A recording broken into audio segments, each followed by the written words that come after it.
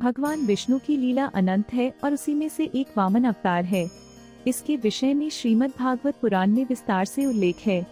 हरदोई को हरिद्वै भी कहा जाता है क्योंकि भगवान ने यहाँ 2 बार अवतार लिया। एक बार हिरण्यकश्यप का वध करने के लिए नरसिंह भगवान रूप में तथा दूसरी बार भगवान वामन का रूप धारण कर। वामन अवतार को भगवान विष्णु का महत्वपूर्ण अवतार माना जाता है। वामन अवतार की कथानुसार देव और दैत्यों के युद्ध में दैत्य पराजित होने लगे थे। पराजित दैत्य मृत एवं आहतों को लेकर अस्ताचल चले जाते हैं और दूसरी ओर दैत्यराज बलि इंद्र के वज्र से मृत हो जाते हैं।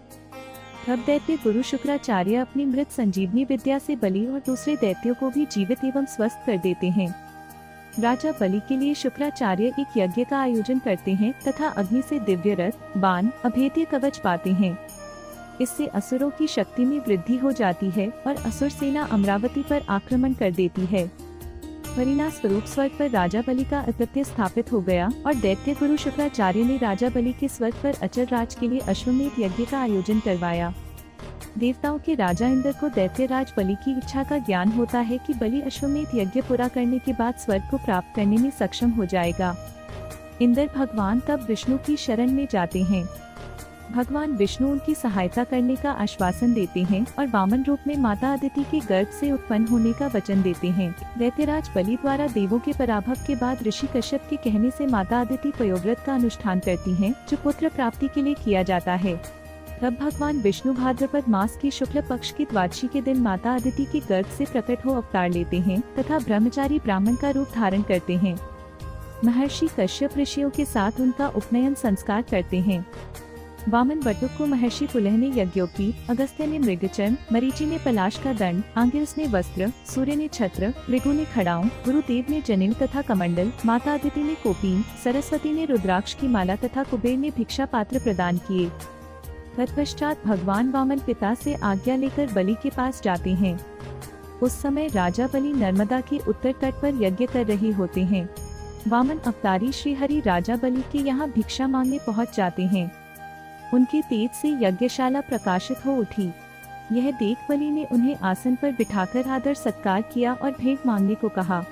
इसे सुन वामन ने अपने रहने के लिए 3 पग भूमि देने का आग्रह किया।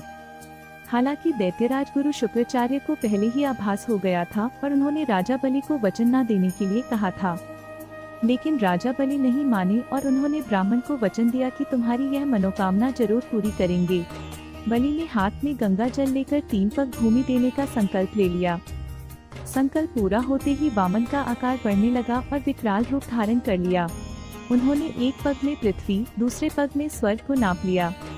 अब बलि के सामने संकट उत्पन्न हो जाता है कि वामन के तीसरा पग रखने के लिए स्थान कहाँ से लाए। ऐसे में राजा बलि यदि अपना वचन नहीं निभाए तो अधर्म होगा।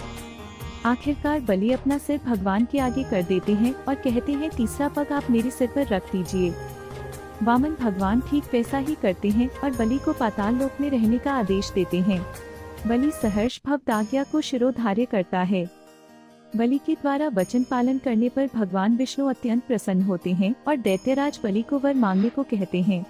इसके बदले में बलि रात दिन भगवान को अपने सामने रहने का वचन मांग लेते हैं। श्री विष्णु अपने वचन का पालन करते हुए राजा बलि को आशीर्वाद देते हैं। तो ये थी कथा वामन अवतार की। आपको ये वीडियो कैसे लगा कमेंट करके जरूर बताएं और वीडियो को लाइक, शेयर और सब्सक्राइब जरूर करें। तो मिलते हैं अगले वीडियो में। जय श्री राम।